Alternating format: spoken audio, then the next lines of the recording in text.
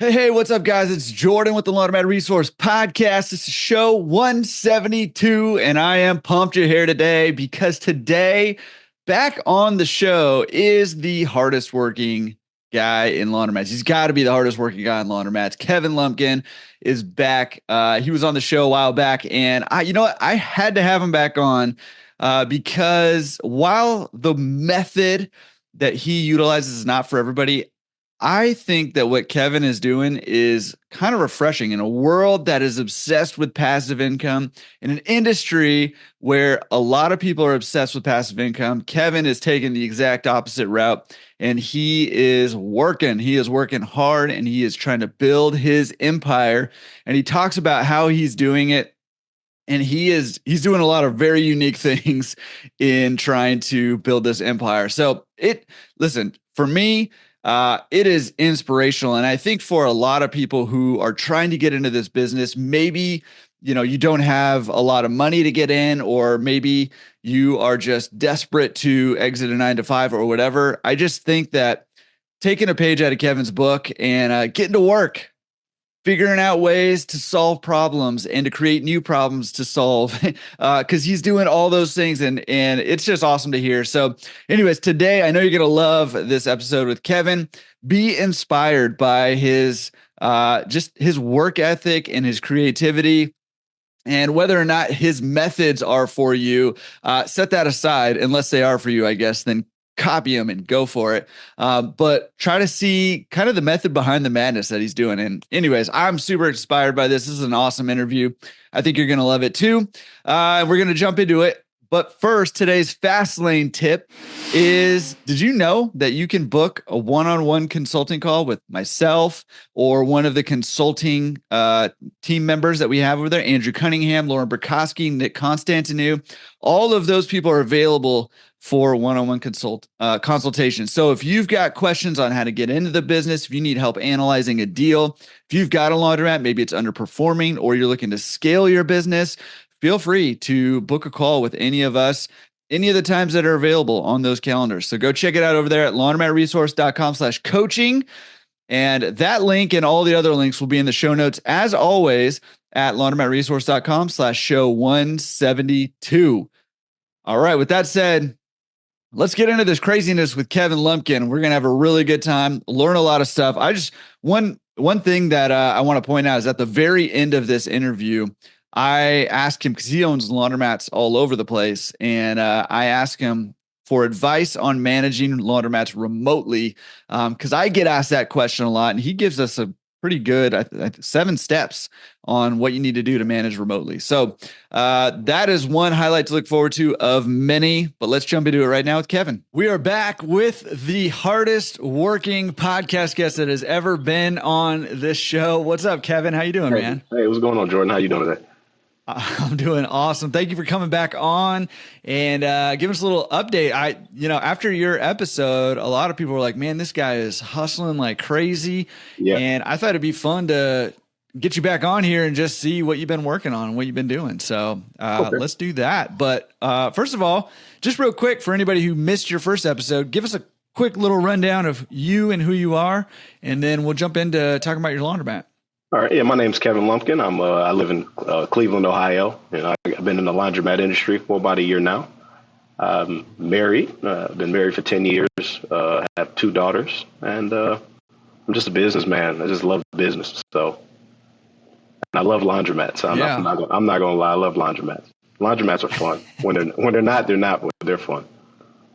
Yeah. Yeah. I mean, I think that's no truer statement has ever been said. Laundromats are fun. But when they're not, they're not. But in general, they are fun. So absolutely, that's great. Well, listen, give us an update on your laundromat that you've got right now, and how are things going with it? So laundromat number 1, which is in West Virginia, that's going actually pretty well. So we really sustained money there. Is making decent money, is paying its own bills, as more than what really I could ask for, considering the situation that I found myself in when I took it over.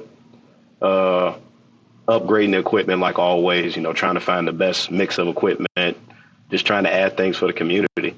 And that's that location. So I enjoy that. That's my learning location, I call it. Well, the location that taught me about the business, really. And we took over the second location. It'll be a year coming up in December is when I signed that lease. And that one is in Monroe, Louisiana. And actually, the past month, that's what I was doing for the past month, and bringing equipment down there to get that secondary location open, and meeting the community and just getting to know everybody and trying to get a feel for them so they can get a feel for me.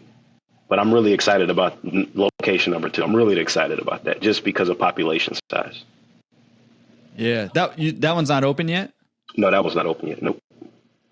Yeah. So I actually had a couple setbacks. So I know, you know, I'm in the commercial cleaning space, and I had 3 contracts that were probably about 70,000 altogether in contracts to go. I do high factory ceiling space vac cleaning.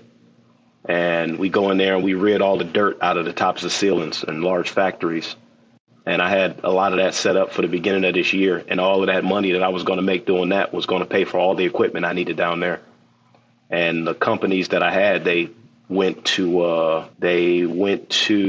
decided not to switch their services to food service business. So we kind of lost those contracts. We kind of pushed my plans on hold for a little while. So that's what I've been. That's business. Yeah, it's business. Yeah, it's business. Is what happens. That's a bummer. Sorry to hear that. No, do you have a timeline on when that Louisiana one's going to open? I'm looking at, what are we in, 9? I'm looking for November 1st, honestly. So I got all the equipment. Okay. I actually have to pick some dryers up, but I got an issue. So I'm actually, when I planned this, creating these businesses so far away from my house, I understood that I needed to be able to get to them. And that would be figuring out that part would be like the key to success in all of these. You know, Louisiana is 16 hours from me. So what I started doing was I got a truck and I got a trailer and I started hotshotting, which now gives me the ability to go around the country picking up loads. So now when I travel down to this laundromat that's so far, I'm not just doing it for free and it's not costing me money because I'm making money in the process of doing it.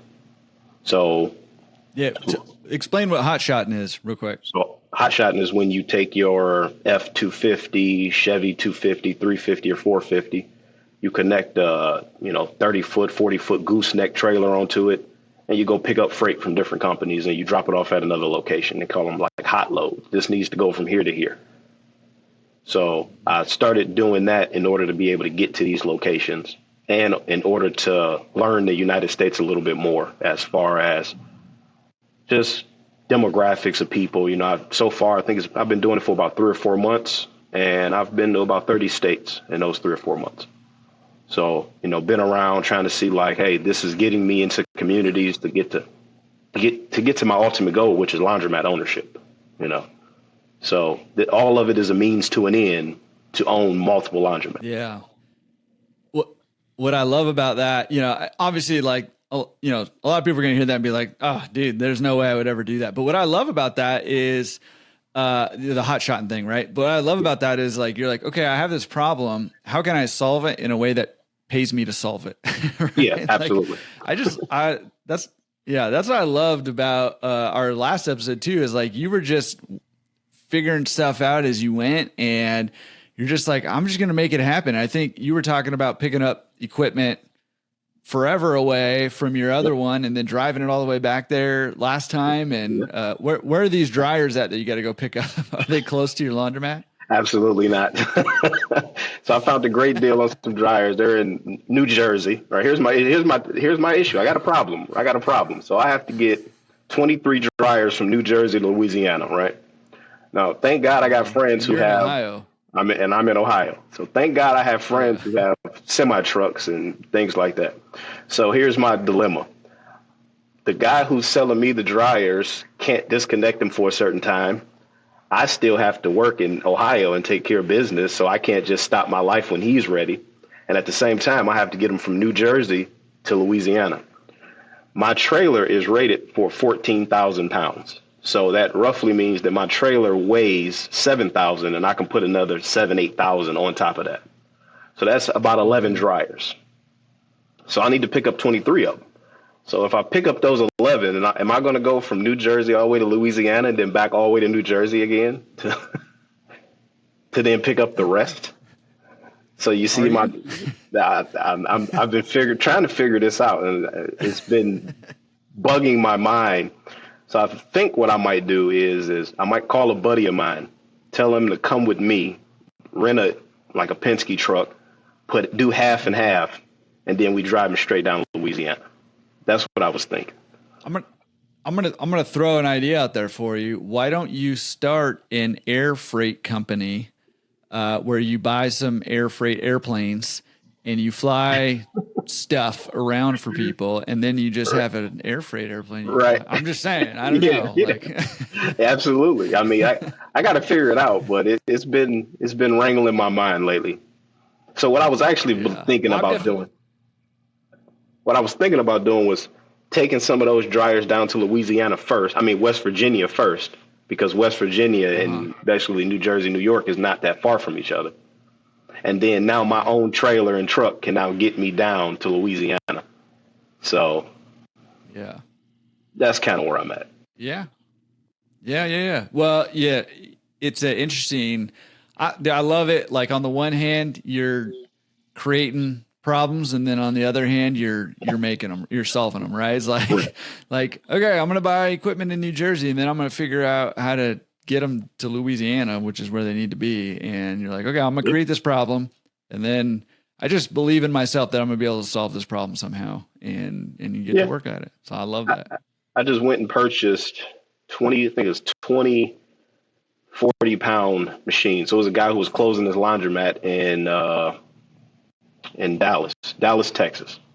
So he's closing his laundromat, and he had this equipment still in great condition. And I'm like, I need to get to Dallas.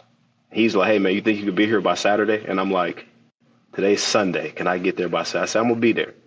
So I called the freight company, and I said, hey, I need loads headed to Dallas. So Monday I leave. I drop my first load in Michigan, and I pick up a car in Detroit, Michigan, and that's going to Dallas. Drop that car off in Dallas on Thursday, and I meet this guy Saturday at his laundromat. Now, then I had to go pick my buddy up from Houston because he had to help me. So I went from Ohio to Michigan, from Michigan to Dallas to drop the car, from Dallas to Houston, from Houston back up to Dallas, picked up the equipment. Now, he said, man, I'll be honest with you. You're the first person who ever come he said, you got the tow motor, you got everything on this thing. And I said, yeah, I also was going to pick up the equipment. Loaded it up, and then we drove from Dallas to Louisiana to drop it off in Monroe. And then we had to drive back down to Houston again. So for roughly 2 weeks, that's what I was doing. That Houston, Dallas, Louisiana, Monroe, back to Houston, back to Dallas, back to Monroe. Good grief. You better be getting good deals on this equipment to be cruising around a little bit. If it was, great deals. That's the only reason why I'm doing it, because I look at it and say, well, the cost of gas, which, again, I didn't have to pay for because I hauled the freight down. So thank God my gas was covered. Mm-hmm. But outside of my time, it's kind of like when I look at the cost of brand new equipment and I'm weighing that cost out, I'm saying, well, here, this guy just gave me a quote for brand new equipment for $500,000. So, if I can get this laundromat, because my thing is, I don't know if these laundromats will produce what they will produce. I don't know that. So before I'm willing to fully invest $400,000, $500,000, $600,000 in equipment, I'm going to go get decent working equipment. I know how to fix it on my own, put it in these locations, see what these locations produce, and then start pulling that equipment out slowly but surely and replacing it with new equipment as I see the numbers. Yeah, I love that. What did you? Listen, this is in your wheelhouse. This guy's closing down his laundromat in Dallas. Did you try to get a hold of the landlord and try to scoop that location up? Or he was the landlord. I tried. I said, hey, man, as soon as I walked in, I said, hey, what are you going to do with this location? He said, I got a big firm, big laundromat company, what's it called? Like franchise. They're taking over the location, but they said that they wanted me to get all the equipment out of it so that they can come into a blank slate. I said, dang, I almost got me one. I knew you asked. I knew. Yeah. What happened. I've been hearing Tide's coming to Texas lately. So I wonder if it's Tide. Do you know what franchise it is? I do not. No, he didn't tell me. Yeah, it's interesting. I know Laundrolab's been expanding a lot too. So lots going on there. Okay, so you're But this is great. This is great timing for me to have you on because my daughter is in 5th grade and she is learning all the states and capitals and their locations. So I am doing that along with her. So I'm tracking you right now in my mind on where you're going. Otherwise, I might not even know where Michigan is. I don't know. Yeah, absolutely. I've been everywhere. Okay, so man, yeah, that's awesome. So you dropped those ones off in Louisiana, right? Is that what you said? Yep. The ones from Dallas? Correct. Yep. Okay. And so you've got most of the equipment over there, so you're just waiting to get dryers, or do you got to get more washers over there too? I got to get more washers too, which I already have arranged. But again, I'm dealing with other people and I'm dealing with their times. So, I had a lady in Florida who had some good equipment. I mean, some good solid Dexter equipment. And I'm telling her, like, look, lady, please. She's like, can you give me a deposit? And I said, well, I don't know you to give you a deposit. I've never met you before. And I do not live in Florida. So why would I send you my money and I don't know you? But I say, listen, I even took a picture of my truck and my trailer. I said, if you hold this equipment till next week, I said, I'm in Louisiana now, so I can't just jump to Florida. I said, I could just drive over there and pick all of it up. Just give me a week and I'll be there. And she just wasn't trying to budge. And I told her, like, listen, I can find equipment anywhere. I go anywhere. So it's either you're going to sell it to me or some guy in Chicago is going to sell it to me. Is she going to sell it to you? No, the owner of the equipment was real stringent upon, he wanted a deposit and he needed the equipment out by this date.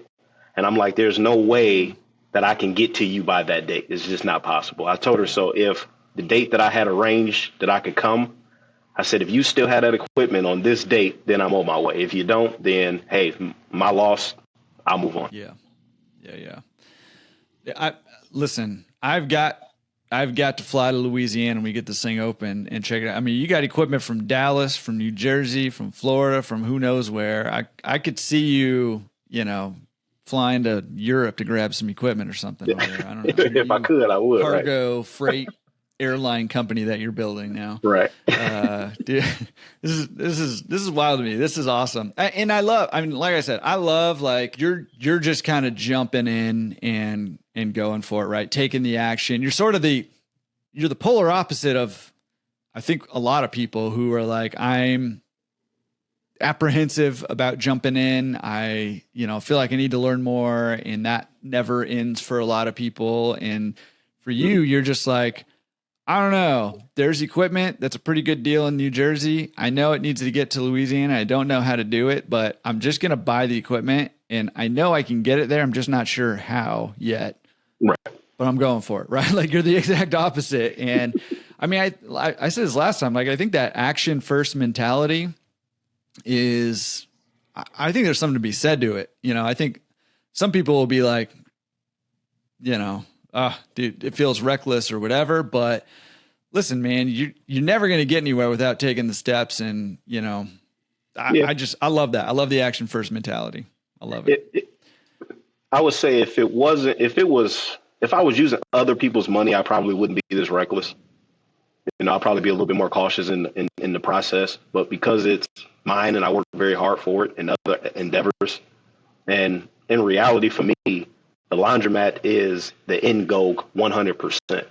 So when it's all said and done, there will not be me driving trucks. There will not be a commercial cleaning business. As you see, I'm at the VR escape room. This won't exist. The end goal is, for me, is laundromat ownership 100%. And like I told you before, if I can do 100 of them, I'll do 100 of them. No, it's just. Well, and like I told you before, I have no doubt that you'll probably get to 100 of them at some point. Yeah. But although if you have to drive all over the country for every single one of them, I don't know. It's going to take you 100 years to get to 100 of them that way. Well, see, that's my goal. So my goal is, now that I really see the country for what it is, I'll take back what I said before when I said I want to own them in every state, because I don't. Like, I'm not coming out there by you. You're too far. Like, I'm just not. It's just not happening. It's not super easy to. Yeah, it's not super easy to do business over here either. So. At all. So yeah, I can see myself, because I like where the Louisiana is located. Right. Mm-hmm. It's kind of like it's at the top of Louisiana by Arkansas. So I can see me building a route back to my house. So because that's so many states in between, I believe I can build that up headed down, and it won't be me needing to haul freight. It'll just be, hey, I went from Cleveland to Cincinnati and I stopped at one laundromat. Then I went from Cincinnati to Kentucky and I stopped at another laundromat. And the process continues. Mm-hmm. Eventually, I'll streamline it. So it won't be me going to pick up quarters, because that would be foolish. It would be 100% a card store. The more of them I acquire, the less likely I will want to go to 60, 70 laundromats and haul hundreds of thousands of dollars in quarters away. That would be foolish, you know. But yeah, you're gonna need that trailer just to carry quarters. Get heavy real fast, man. Absolutely. So I want to talk about two things about this West Virginia one real quick, and then jump back into this craziness that you got going on in Louisiana over here. Okay. But you know, two things on the West Virginia one. You know, number one is how are you? You were pretty early on last time we talked about this on that one. How are you managing that location? Actually, the management of that location has been like to the T. So it's taught me a lot on what to do now. So again, I have the employee. She's been perfect for me. You know, she does the wash, dry, fold herself, and it's just her opening up the store for me and her closing the store and her just being an asset to the customers. So that's one thing that it taught me is I don't want non-attendant stores. I'm going to have an attendant store, and I pay her every month, and she loves what she does, and she lives literally across the street. And I took that same mentality to Louisiana, and my employee down there literally lives right across the street from that laundromat. So it's like, hey, you don't have to be here all day. That's not what I'm asking you to do. If you making your money, make your money. But this is what I expect the store to look like. This is what I expect the customer experience to be like. And we're all going to make money from it. How are you ensuring the store looks how you want to look and customers are treated how you want them treated? And the reason I'm asking is because I get asked easily on a weekly basis, if not almost daily, can I own outside of my state? And, you know, traditional advice is, hey, it's better to own close to home, at least for that first one. Yeah. And it's definitely easier. You're not cruising around the whole country or whatever. But, you know, I think it's more and more possible, you know, than ever to own remotely. Not easy. There's unique obstacles like we're talking about here. But that's why I'm kind of asking, because I get asked a lot. I think a lot of people are curious, like, how are you ensuring quality service and cleanliness at your laundromat when you're so far away? I think the first thing I did was I put a Ring camera inside of the store, and it's a big sign over it that says push for help, even though I have an attendant. Mm-hmm. So people are not shy to push that button. So they push that button, it goes right to this phone, and I'm right there talking to them. How can I help you? What can I do for you? And if it's something that I can't solve immediately, I can click over and call her. Hey, can you go to the store? This customer has this issue. A lot of the issues that I have, because this store is in like an older neighborhood. A lot of the issue is that, hey, I put a quarter in here and it won't start. And she comes and she says, oh, you got to put another one in. So it's just that type of communication. So letting everybody know that this is my phone number. I'm the owner. You can call me anytime you need some help. That's the first thing. I'm also go to that store once a week, sometimes twice a week. So I'm actually in the store. When I go down there, I'm down. I'm not just going, picking up money and leaving. If I'm going to go down on Friday, I'm not going to leave till Sunday. So now this gives me the opportunity to, you know, talk to people, see what's going on, see what's not going on, make some adjustments myself. If she's not doing something that I see, hey, I can just make that adjustment really easily and just say, hey, make sure you're hitting this, make sure you're doing this, so we won't have these issues, and, you know, go about it that way. So even though I'm not hands-on every single day, I'm still very much involved in the day-to-day activity of the business. Yeah. I like the Ring camera idea where customers can talk to you and get that immediate feedback. I think that's awesome. Remind me again, how far away is that laundromat from you? I mean, you're going every week. How far are you going? 2.5 hours. Okay. So it's not crazy. No, it's not crazy far. But I mean, it begs the question then, Louisiana, I think you said 16 hours, right? Absolutely. What's the plan with that one? Are you probably not going to be able to be at both of these once a week? No. Right? So how, or are you? I don't know. It wouldn't surprise me if you tried to do that. Okay. So even though it's 16 hours driving, it's roughly 5 hours to get there if I took a plane. So I could leave. Okay. The route to get to this location is set in stone already. So you either got to go to Georgia and then you can go over to Shreveport, or you have to go to Dallas and you can go over to Shreveport, or you can drop right down in Monroe. So when I took the trip the first time on the plane, if I leave Cleveland, Ohio at about 6 in the morning, I can be to the laundromat at roughly about 10, 11 o'clock. And I can literally do what I need to do, and I can be back. Because if you take a flight out of Monroe, which is unique about Monroe, is that the flights come in at a certain time and they leave at a certain time. So there are no in-between flights. So if you want to leave, you need to be back here at 6 o'clock at night so you can get back on that flight to go back home. So literally in one day, I could literally wake up at 4 o'clock in the morning and I could be back home by 1 o'clock the next morning if necessary. Right. The difference between the difference what I saw in the communities. Now, these are two different type of communities. West Virginia is predominantly a older white community, and Monroe is predominantly a middle class, younger African American community. All right. I actually have more help here in Monroe than I do in West Virginia. And it's location based. So my laundromat in West Virginia kind of sits in, you have to drive through the neighborhood to find it. The one in Louisiana sits right on the corner of the main neighborhood. So everybody has to stop right here at this corner to get to it, which gives a lot of visibility. When I was down there, a lot of people wanted to help, which is what I don't have in West Virginia. So I was able to meet so many people. And when I had an issue, again, I had an issue with the water company, met a guy in the neighborhood. I said, man, I'm having an issue with the water company, man. They just don't want to stop. He made one phone call and like 10 people from the water company showed up. So I just think it's mainly those relationships and maintaining the relationships with the owners of that building. The owners of that building, they're around my age. One is a police officer in the community. One is a real estate developer. And they're always saying, hey, anything you need, you just let us know. We can go take care of it for you. So it's just a different environment down there. And to know that I have that type of help is a lot different. So now I know as I'm going around the city, I'm going around the states, and I'm looking at these laundromats, the number one thing I need to be looking for is who will be my resources in these areas. Yeah. Well, that who is the big thing, right? Like you've got to have the right who's around to help you manage if you're going to try to manage remotely. Like it's just critical. You got to have some good technology, which I like the Ring camera idea, but you've also got to have the right people around you to help. Absolutely. Now for that one, are you planning on that one being a coin store? Yeah, that one will be a coin store. In Louisiana? Yes.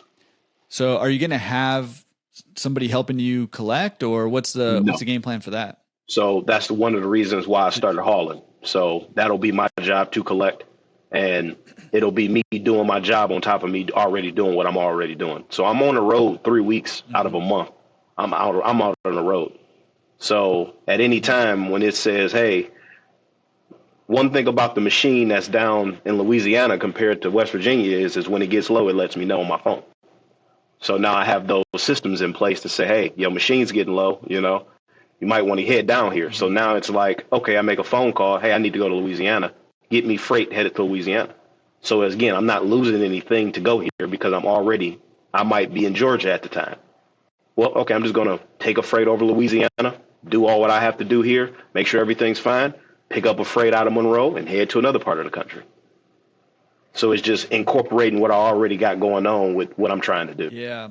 Well, and which is really smart, right? Like, and again, this, I'll just say it, like, cause I know some people are probably thinking this, like, this is not for everybody, what you're doing right now. Like, this is not for everybody. But what I love about it is, I'm always looking for, okay, here's what I'm doing. How do I, squeeze more juice out of what I'm already doing, as opposed to, let me go in a whole different direction every other. I mean, I'm very prone to shiny object syndrome. Me too. Like, I want to do that, and I want to do that, and I want to do that. And I think we're kind of kindred spirits in that, right? Yeah. But anytime you can kind of merge those together and figure out how to sort of streamline them and add new assets or more value somewhere in something that you're already doing, it's far more valuable than adding something totally out of left field that, can be great too. But streamlining that can be a huge win for you. So I like that you're doing that. Again, it's not going to be for everybody. And, some people are going to be like, you're insane. And guess what? You probably are a little bit insane, right? I think you have to have a little bit of insanity to do any business, really, let alone laundromats, which tends to attract all us crazies around here. So, absolutely. So I love it, dude. I love that. That's what you're doing. The other question I had for you here is, you talked about maybe having a line of laundromats from where you live now down to Louisiana or wherever else, right? And just kind of having a route. Are you doing anything active? Like, you've got this location in West Virginia, you've got this location in Louisiana that's about to open. Are you doing anything active to try to find other locations in that general area of those ones there? Because, I mean, obviously, again, it probably benefits you to have more in a smaller area if you can find them. The trick is finding them, right? Right. So are you doing anything active to try to find those? Yeah. So before I actually get any location, before I sign on the dotted line, I find every laundromat in that community and I go to all of them. I want to see how they operate, who owns them. I want to talk to the owners. I want to see what their prices are. So I'm going to go around and, attempt to build. I'm not really, personally for myself, I'm not necessarily interested in owning multiple laundromats in one location. So before I try to go down to Monroe and have 5 laundromats, I'll try to get one laundromat in Arkansas that's headed down to that way and try to work myself back up and have 5 that way compared to trying to compete with myself. West Virginia is a unique situation because it's only 3 laundromats in this location, and the other guy wants to sell his, but it's not worth it. And it's not worth it because, again, the population is just not there. Mm-hmm. So when I look at, for instance, Monroe, I think it has 15 laundromats in this city. But again, this city has about 80,000 people who live here. So makes sense why it's a lot of laundromats. Would I want to own multiple laundromats? I would want to do that at home. So if I employed that strategy, that would be done here in Cleveland. I would like to own multiple laundromats here in Cleveland, Ohio. But I wouldn't want to do multiple laundromats in one city or one location. Because you feel like you'd be competing with yourself? Is that the main reason? Yeah, it'd kind of be like, okay, yeah, you can go over here. That's my laundromat. You can go over here. Not that what that does is that forces me to have to be locked into one area. And my whole strategy is not to be locked into one area. My whole strategy is to have multiple in multiple areas and be kind of, even though most people call it being spread out, I want to be in different networks. And I understand that the network that I'm in West Virginia is going to be different than Ohio. It's going to be different in Indiana. It's going to be different in Kentucky. So if I just have all my laundromats in Cleveland, Ohio, I was born and raised here. The people that I meet here is the same people I've been living around my whole life. So I'm trying to kind of get out of this bubble that I can find myself in really easily and kind of expand out to meet new people, meet new environments, get into different communities and start seeing how other people live compared to the way I live. And seeing if I'm a black guy, if I drop myself into this 99% white community, would this white community accept me? Well, let's go see if it happens. Or, okay, I'm not a ghetto. So if I drop myself in this black ghetto neighborhood, can I communicate with all of them the same way as I did in this neighborhood and become friends in this neighborhood and build assets in this neighborhood? And if I can do that, then I feel like me personally, I'm growing as a human. And that means you can drop me anywhere and I can communicate with anybody. I mean, listen, again, not for everybody, but I think it's intriguing, right? Like there's a purpose, there's a method to your madness beyond just laundromats too, right? Like, and one of the things I talk about a lot is like this whole thing. Yes, it's about building wealth. Yes, it's maybe about financial freedom or cash flow or leaving your 9-to-5 or whatever. Yes, it's about laundromats, and laundromats are an asset that can help you do those things. But really, all of this is about who we're becoming as people, right? Absolutely. And I mean, I think that it's easy to lose sight of that. Because it's easy to get wrapped up in the problems of like, how am I going to move dryers from New Jersey to Louisiana, and can I get these washers in Florida, and I've got to get freight to go from here to there so that it makes sense, and you know, all that stuff. And it's easy to get caught up in the day to day, but you know, if we can keep that perspective of like, hey man, it's about who we're becoming. Like, I like the thought behind that. I like the philosophy behind that, you know, and again, probably not for most people to be traveling around everywhere, but it sounds like, dude, you're just a traveling guy. You're not the guy who's going to be staying put. You're not going to sit around on the beach or whatever. No. You want to be moving. And I like that. I want to be the guy who, wherever I go, whether I'm on vacation or not on vacation, is something here that's beneficial to me in this state. That's kind of what I want to be, you know? Yeah, I might be on vacation in Houston, Texas today, but can I own a laundromat to be on vacation here? So my laundromat paid for my vacation this week, you know? I don't know. Maybe it's unrealistic, but I'm going to figure out if it's unrealistic or not. Because I look at... Well, dude, listen, go ahead. Keep going. I try to look at the people who are at the top as an example, and try to mimic what I see from the top successful people and see if it can be done on a smaller scale. So I don't see the owner of Walmart at the Walmart store. I don't see the owners of McDonald's at the McDonald's store, but they have billions of these things around, you know? So the question comes is can you mimic that same type of structure just on a smaller basis? Or is everybody going to keep telling me, well, you can't own a laundromat in a different state. You have to own them all in this one area. Well, how can, if I can't do it, then how come that guy over there, how can he can have, you know, 7,000 Walmarts in one state, but he doesn't have to go to them? What did he figure out? And what did he have? He started with one, but now, you know, and that's kind of how I'm viewing things. Can I franchise this thing out? And again, see what can come from it. I don't believe that, myself personally, I don't believe that failure is doing something and it not working. I believe failure is not trying to do something. I mean, what more is there to say about that? I love that. And, you know, I'm sure, I know for a fact there are people listening to this right now that are thinking that won't work, that you can't do that, that won't happen. And I mean, dude, I get psyched up when I talk to you because you're doing things so different from most other people. And it's a little outrageous. It's a little bit out there, but dude, I mean, the mindset is, for me, it's spot on. Like, you know, it's like, okay, maybe the methods are not going to be compatible for most people or for, you know, a lot of people. Yeah. But, you know, the mindset of like, I'm betting on myself. Mm-hmm. Yes, problems are going to come up. Yes, I'm going to create some of those problems. Like, I'm going to buy equipment in New Jersey without knowing how to get it to Louisiana.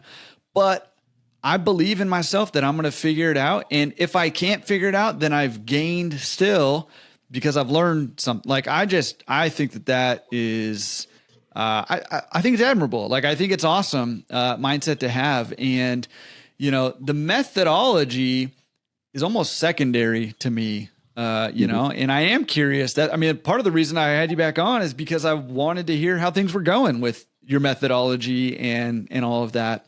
Yeah. So it's cool to me to hear kind of how you're putting things together and how things are happening for you. And I mean, listen, you're going to have to, we're not done here. So don't, not done yet, but I'm going to have you back on again because I'm just so intrigued by how you're doing things and how it's turning out because it's so different for most people. I don't know how it's going to turn out for you. And you don't know how it's going to turn out for you. So we're all kind of in this, like, let's make it happen. I hope it works out. This is awesome. And it'll get me eventually. I'm kind of, so me personally, I'm kind of a loner.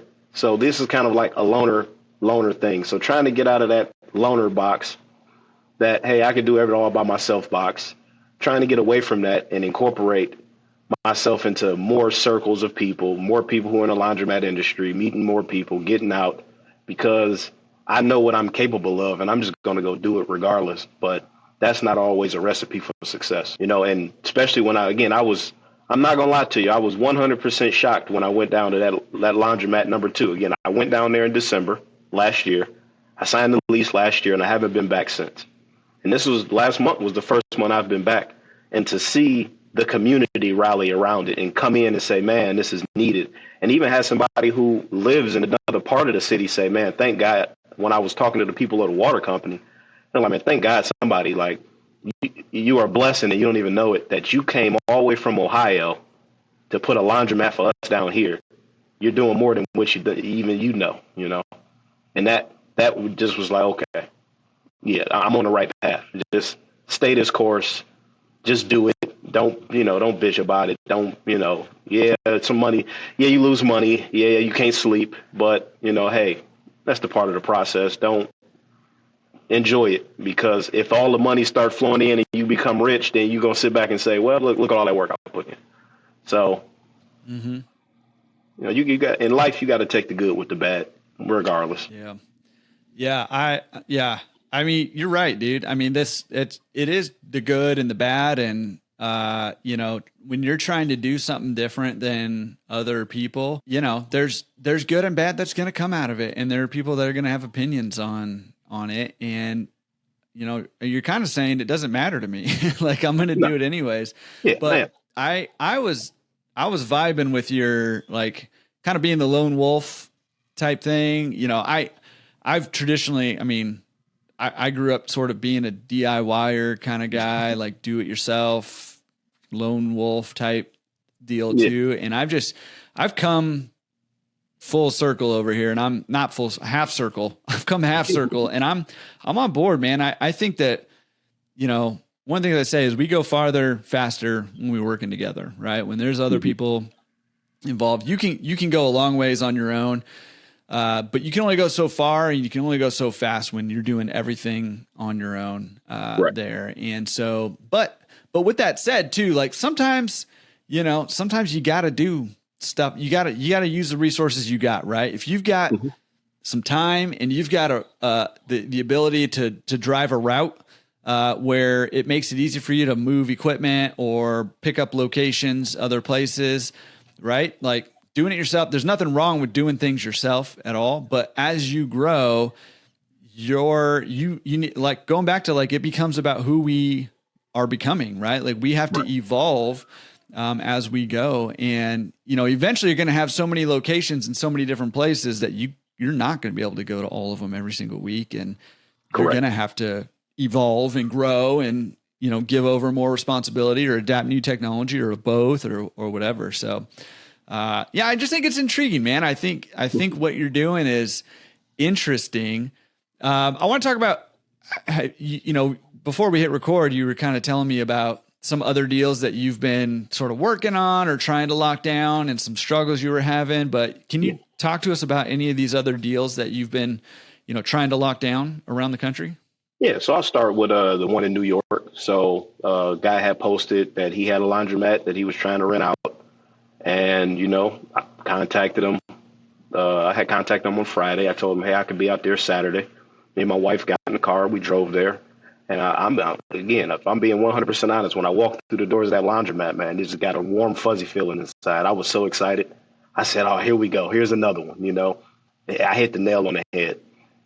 Talked terms with him. He was with the terms. I told him what I was going to do. Like, okay, I'm going to use your equipment that he was, like, basically giving us to get started. Then I'm going to start bringing my own equipment in, and I'm just going to give you your stuff back. If something breaks or something, don't worry about it. I'll take care of it. And we just couldn't get past the security deposit of things. I've never paid a security deposit on a laundromat. And the reason why I don't pay a security deposit on a laundromat is because I break down numbers to laundromat owners really well.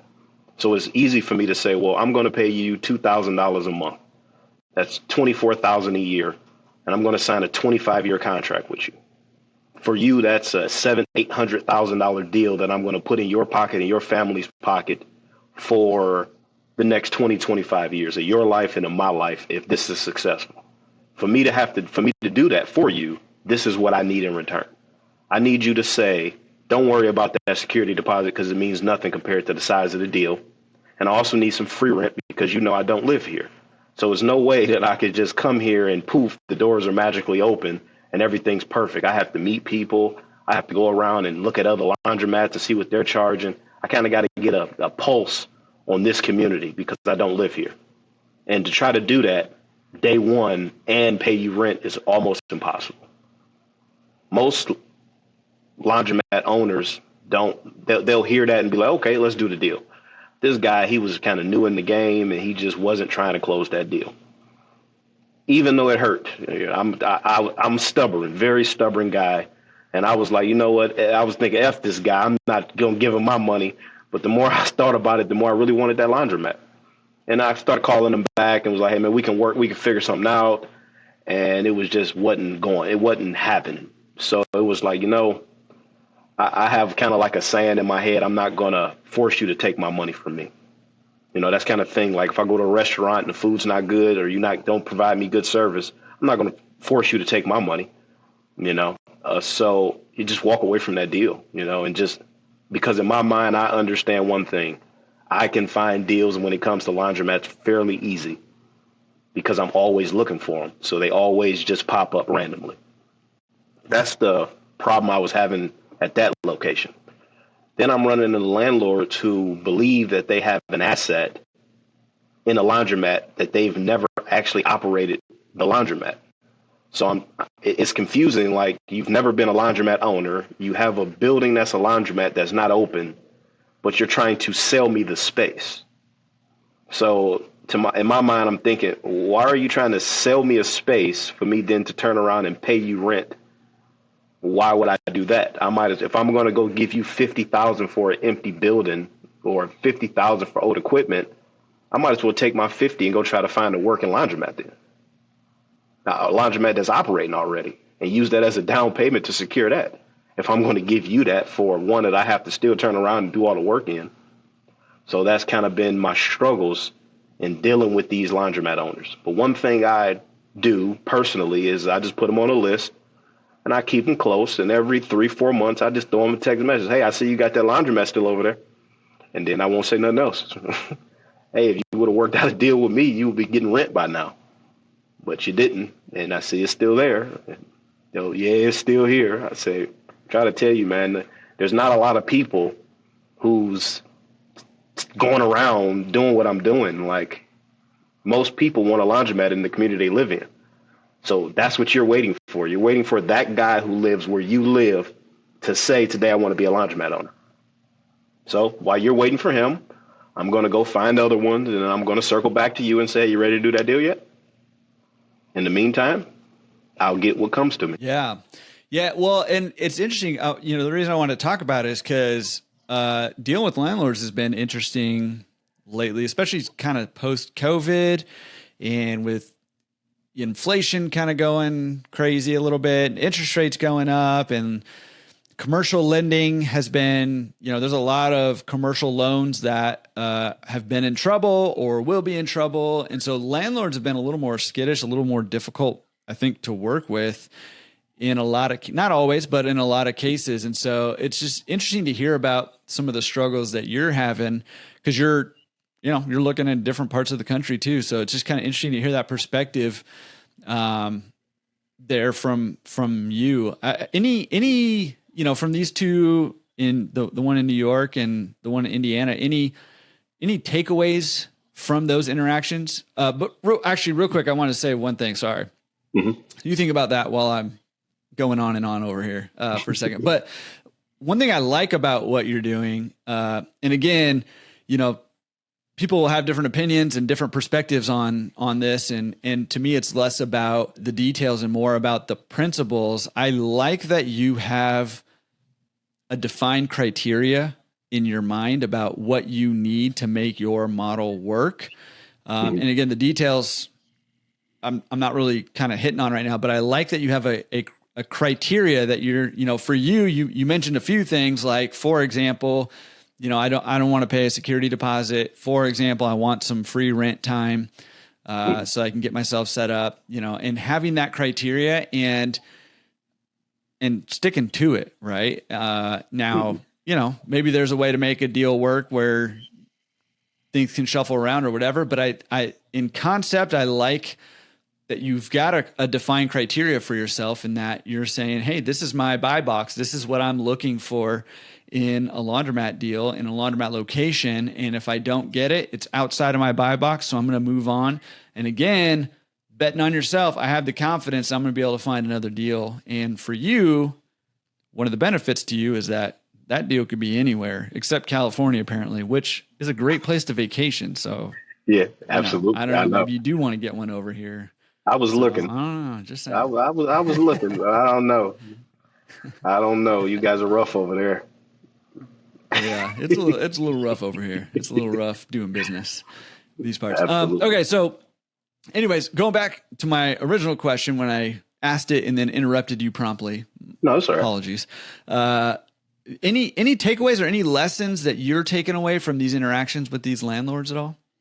So the first lesson I notice is that I'm able to, I guess because of the strategy that I'm using as far as how I acquire laundromats, I'm able to get landlords to drop their guards really quickly as far as the initial part of the conversation. Because the first question that they all ask, and every single one of them always asks this question is do you own laundromats right now? So that's the first question they always ask. And when I say, yes, I own a laundromat in West Virginia, and yes, I own a laundromat in Louisiana, and then I say I live in Ohio, that automatically drops their guard, because to me, it's almost like they're saying, well, if you're capable of doing that, then I can trust you with what I have, you know? So that's kind of the first, thing. Yeah. And real quick on that, I mean, I hear that question comes up all the time too, with like consulting clients or coaching clients that I have, or if I'm talking with a landlord too. And it's one of the reasons I say, look, man, once you have your foot in the door, once you get that first laundromat, opportunities open up to you. Mm-hmm. You know, whether that's a location like this where a landlord wants you to have some experience, financing options, more deals come your way, all that stuff. So sometimes it's about getting your foot in the door, which you've done, which is great. All right. Sorry, keep going. No, you get the next thing I would say is learning about the industry is probably one of the most important things. Like you said, I have this criteria that I have. So my criteria is set in stone, and I don't really deviate from it as much. And when I'm using the criteria to talk to a landlord, I know exactly what I need in order for me to become successful in that criteria. That also helps them become successful. So I'll give you an example of that. My landlords in Louisiana, I mean, I love them to death. They're great people. But because they didn't really know a lot about the industry, they were worried because I didn't open up that store as fast as they wanted to. All right.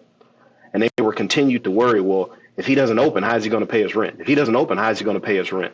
And it was just me consoling them and telling them, listen, even though I signed a 25-year lease with you, I might not ever open the doors.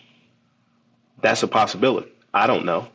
But even if I don't open the doors, you still got your rent. You're still going to get your rent money. So why should you care?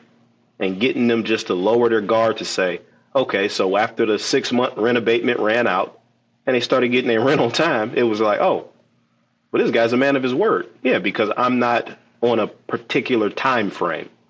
When I find a good deal, just because I signed a lease with you, that doesn't mean that I'm running and rushing down here to hurry up and open up the laundromat just to hurry up and make a whole bunch of money. That's not my goal. I saw an opportunity. I saw that it could be something great long term, and I'm going to take my time to do it. And I'm not going to let anybody rush me because they want to do something on their side just because, this is what they want. No, I'm going to pay you your rent on time. And if it costs me, if I get a location that's $1,000 a month, I look at it like I have to make $12,000 to cover that rent for that year until I'm ready to get to this particular location to then do what needs to be done the right way. I already learned how to do it the wrong way with the first location. So the first location, I was in a rush and I did things the wrong way. So now that I know that, I see a good deal, I'm going to close that deal and I'm going to take my time and put everything into place in order to make, once it opens, a smooth transition. Yeah. Yeah. And again, I mean, having that criteria that you've got, and, one of the benefits, again, of that action first mentality is that you're learning quickly, right? A lot of times it's learning what not to do. Absolutely. But, as you learn more of what not to do, and when certain things hit or certain criteria proves to be valuable or beneficial, then you're just stacking that on top of each other. And so I mean, again, not for everybody, but I think that, there's some method to this madness here, and there are definitely some perks of being action first oriented, which I love. Yes. And as we're kind of talking about landlords and negotiating with landlords and stuff, I just wanted to kind of mention for anybody else listening out there who's maybe struggling with a landlord. And a lot of times when you're in these conversations, and especially if there's like one sticking point, with a landlord. For example, I had a consulting client who, the landlord had a hard criteria that he wasn't going to lease it out to anybody unless they were already a laundromat owner, right? Which you've got that box checked there, but he didn't yet. And one of the things we talked about in our coaching session was, sometimes when they have a hard criteria, maybe it's like the security deposit or whatever. Sometimes it's beneficial to figure out what's behind that hard criteria, right? Like, why is he so adamant about wanting this security deposit? Why is this, landlord so adamant about wanting the next owner to be, to have experience and to be an existing laundromat owner, and in that case in particular, I said, hey, it's likely because he's not thrilled with how the current owner is running their business and, want somebody who knows what they're doing coming in here. So let's pitch to him, hey, I've hired a consultant, who's well-known in the industry. He knows the business. He's a laundromat owner, yada, yada, yada. And here's our plan that we've come up with on what we're going to do with this to make sure this thing succeeds. Yeah. Right. So we jumped on a call with that landlord, and guess what?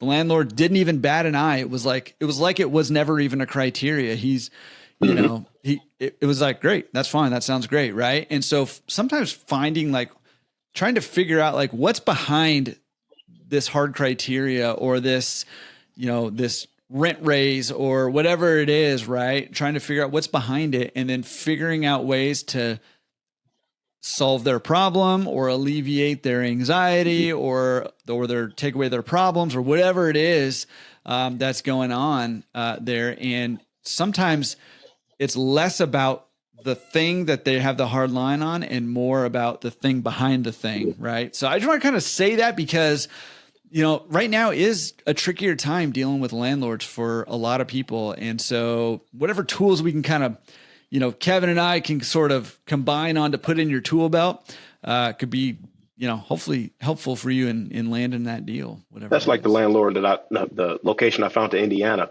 I know that his hard point is wanting money for the equipment and going into the store. So I know the reason that is because he just spent a lot of money on the building itself. So he's kind of like cash strapped, and I know that. So I'm not going to pay you for equipment that doesn't work. That doesn't make any sense. And I'm also not about to pay you for plumbing because that doesn't make any sense. But I can help you sell that equipment to somebody who might want it and refurbish it, which might put 10, 15,000 in your pocket. And if that happens, then let's close our deal. But I also believe that, us as humans, we are stubborn people. And that sometimes you have to show people, I'll walk away from the deal, even though it's a great deal. But just because because it appears that I've walked away, I haven't walked away. I'm just trying to come at it from a different angle later on down the line. Yeah. Yeah. And, just a comment on that particular scenario, because I see that a lot, where a landlord wants money or if the thing behind the thing is that, they just invested a lot of money in their building or whatever, here's just a little insight for anybody who's listening out there, who's dealing with a landlord. One thing that's great about commercial real estate, if you own it as an asset, so like from the landlord's perspective, is that every dollar that you bring, similar to laundromat, right? Every dollar you bring in adds to the value of your asset, right? So if it's a laundromat, if you bring in money for your laundromat, it makes your laundromat more valuable, right? So our business, laundromats, are valued on a net income, a multiple of the net income, right?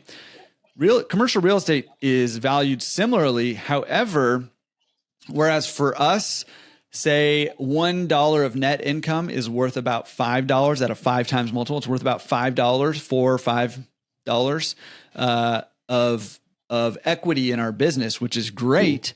But for commercial real estate, it can be $1 is worth $20 or more sometimes, or a little less, but it can be worth $20 for every dollar of net income. So sometimes you can say, hey, you know what? How about this? Let's forget about buying the equipment or whatever the issue is, right?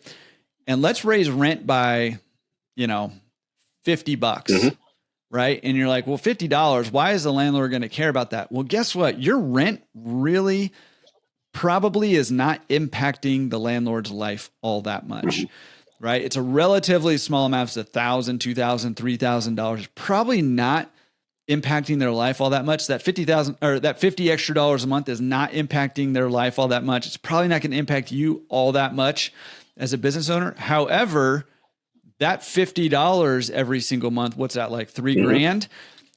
And then when you do 20 times that $3,000, well, all of a sudden that $50 a month is worth what, 60 grand absolutely. to that landlord, right? And now you're like, well, listen, instead of me paying you 50 grand for the equipment, let's raise rent $50. It's not really going to impact me all that much. It's not really going to impact you all that much, except for it's going to give you $60,000 worth of equity in your land.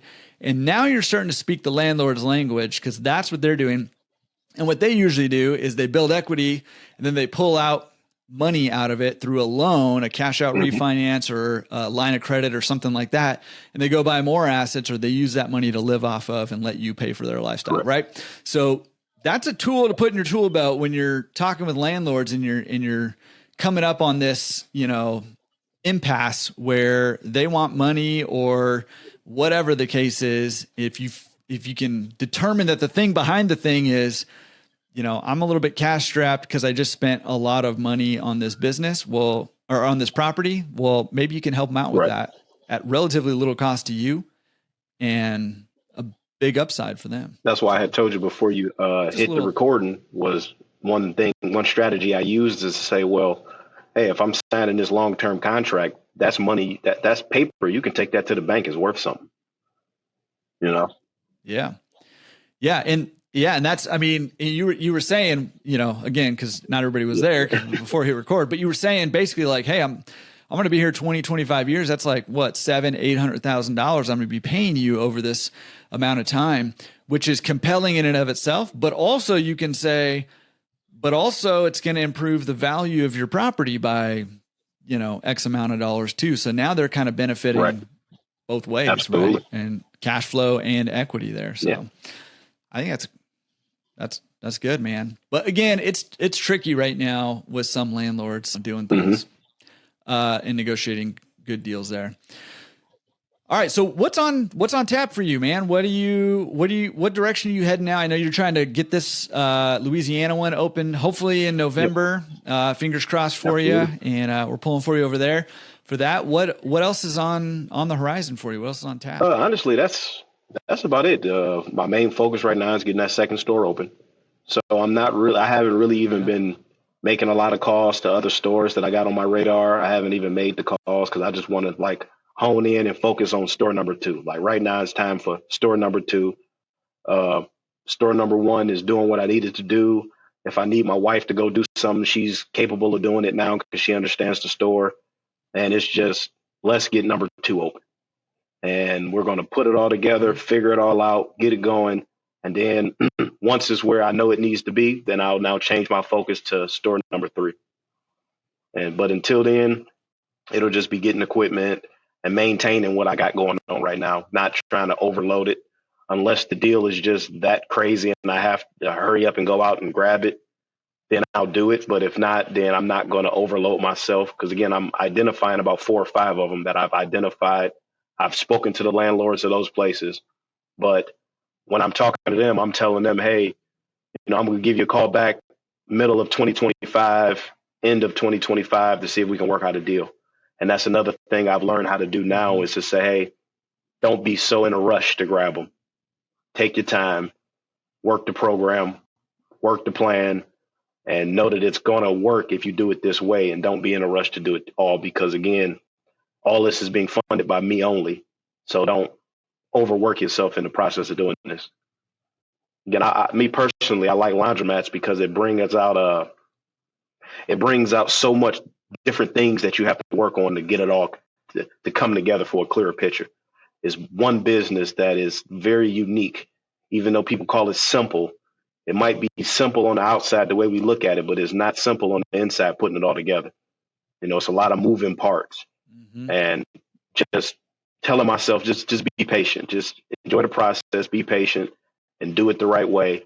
And the next store will just come, just same way that second store just came. It'll just happen. That's kind of interesting hearing you say that. I love that because it feels like kind of going back to we're doing stuff and learning and growing. Like it feels like a growth point from the last time you were like, I'm ready to go snatch up like 50 of them right now. Like in every state, if you can give them to me right now, I'm like ready to go. Right. And I'm sure, if the right deals came up, you would be ready to go. But I mean, that feels like a maturing in your thought process, or I don't want to say maturing, like it wasn't mature before, like an evolution, I think, of your thought process on how you're thinking about this stuff, which is cool, man. And I think it's a reflection of you getting after it and doing that stuff and learning along the way too. I believe cool. Now that I see the truth of the industry, and now I really understand that.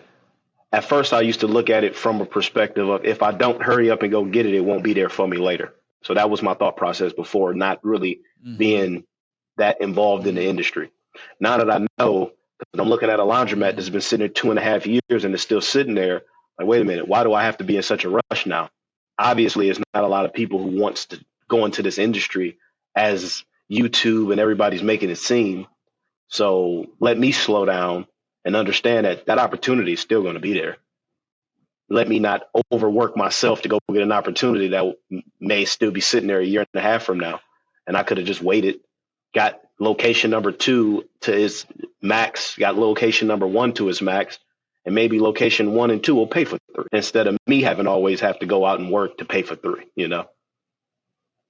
And then look how long I waited to get number 2 open. And by waiting that long, now I met people with semi trucks, 18-wheelers to possibly be able to say, hey, can you do me a favor? Listen, I'll pay you $1,500 if you can go pick all this equipment up in New Jersey and take it to Louisiana for me. And now I have that connection where I did not have that before. It was just me trying to figure out, well, how am I going to do this? How am I going to move this? So. Yeah. Well, and what I like about that too, is, one thing I've learned is that systems replicate, but also problems duplicate, right? So if you don't spend your time, kind of optimizing store number 1, getting store number 2 up and running and sort of optimizing that, you can keep transplanting your system, but all the problems you have at your current stores are going to duplicate to future ones too, right? So eliminating as many of the problems, the issues, the sticking points, the inefficiencies, eliminating as much of those as you can is only going to help you as you expand in your portfolio, right? And grow to more and more locations. Yeah, absolutely. So yeah, I think it's wise. I think it's wise. Awesome. Well, dude, anything else we need to talk about? Anything else? I want to make sure we're covering all the bases here. This has been awesome. We covered a lot. It's a great conversation. Again, if I was a multimillionaire, I'd be running around the country doing this more. But I believe, I don't know if it was you or somebody said, what's one downside of owning a laundromat or something like that? And I said, there's no downside of owning a laundromat. The only downside is I can't have more of them. That's right. But just enjoying the process. I always tell people to enjoy the process. So I guess I got to kind of take my own medicine and say, enjoy the process, man. Because the reality of things is. Well, let's leave with. No, I was about to say the reality of things is what if? Okay, because it's an if, nobody knows. But what if laundromat number 2 is so successful that laundromat number 3 is not needed? I don't know that. So that could. Well, I could want 100 stores all I want to, But if store 1 and 2 is doing what I believe store 100 would do for me, then what if I stop there? Would I be satisfied? Because it's saying, well, hey, I made it. I did it. I got that store that does these numbers, and hey, that's cool. I don't have to do it. I don't have to keep going. That could be a possibility. So I don't know. Yeah. I mean, and that's great. I mean, it goes back to that sort of criteria. Like, what's the goal here? What are we trying to do? And what's it really going to take to accomplish that goal? And maybe it's 100 stores, and maybe you get it done in 2, all the better, if you do. Let's wrap this thing up with this. I'd be curious to know, again, because I get asked this so much, do you have any advice for someone who's maybe thinking about owning a laundromat remotely, more than a couple hours away, from their house, or maybe even 16 miles away or 16 hours away? Do you have any advice for that remote Absolutely manager aspiration? The first advice is look to your personal life and see who in your personal life can handle your personal things when you have to be in another location. That's the first thing.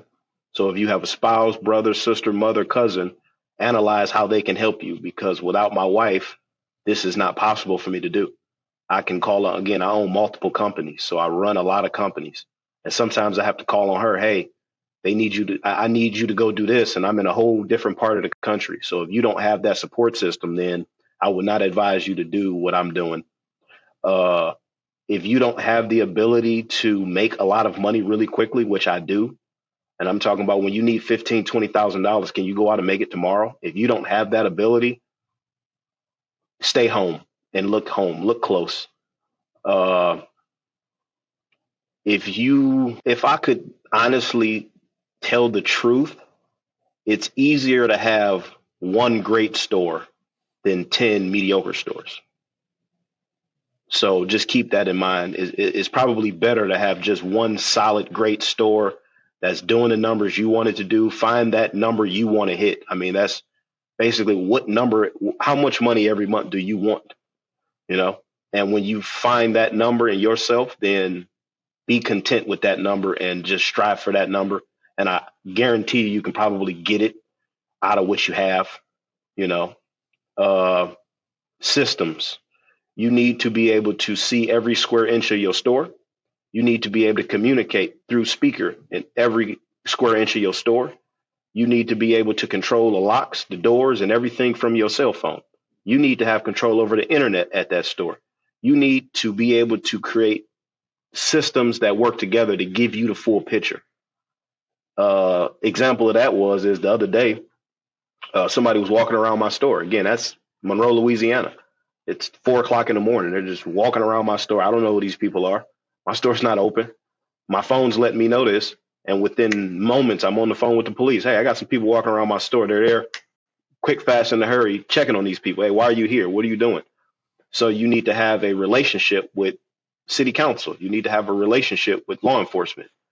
One great way to do that is offer free donuts and coffee at your laundromat if you need law enforcement around all the time.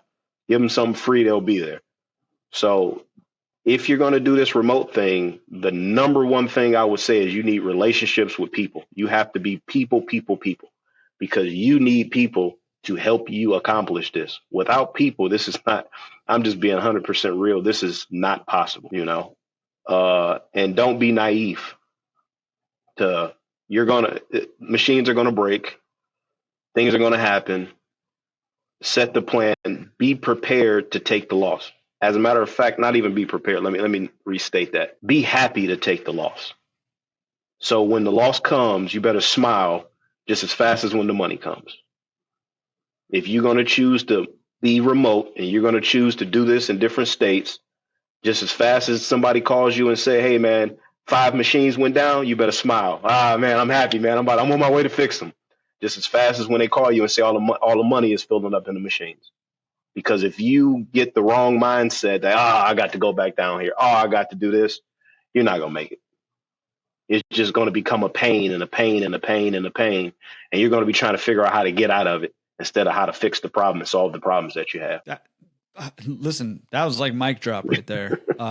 Great advice. I I was just jotting all that stuff down while you were Yeah. chatting, and just spitting it all out. So, dude, I appreciate you being willing to come back on, give us an update. Like I said, we're gonna have you back on again because you're always moving and shaking and trying new things, and I want to hear what's working and what's not working as you're learning that stuff too. Yeah. And just know, man, myself, and a lot of other people listening to this are rooting for you to just kill this thing and get that 100 stores or whatever it's going to take to get you to whatever your goals are. Absolutely. So thank you again, man, for coming on for a second time, and really appreciate thank it. you. I appreciate you. I appreciate the community. The information you put out is awesome. I might not be visible to you, but I'm watching you. I appreciate that a lot. And, for me, it's humbling. I get to talk to people like you and all these other guests that I've had on, and learn from you guys and spend time with you guys and build friendships with you guys and see you succeed and learn lessons, all that stuff. So huge thank you, and very humbling to just have you on again, sharing your success. Oh yeah. Thank you. I appreciate it. All right. Hope you love that. Now, what? I know you love that with Kevin, because Kevin's doing just some cool stuff, cool stuff, and he's getting after it, and I love it. So all that to say, listen, you got to take a page out of Kevin's book. Nothing is going to be handed to you. Nothing's going to fall into your lap here. You have got to take action. So take a page out of Kevin's book, take some action, pick something that inspired you today from today's interview, put it into action this week, today, if possible. Do the stuff, right? Do the thing. Don't just keep learning about it forever and ever. You got to learn and do at the same time, simultaneously and nonstop. Never stop learning, never stop doing. Your goals will be inevitable. You will reach those goals. So that's it for today. Huge shout out and thank you to Kevin for coming back on and sharing his journey and the struggles that he's going through and the ways that he's solving those struggles. And appreciate that, Kevin. You always have a spot here. Anytime you want to come back on, appreciate you, man. All right. We will see you next week. Peace.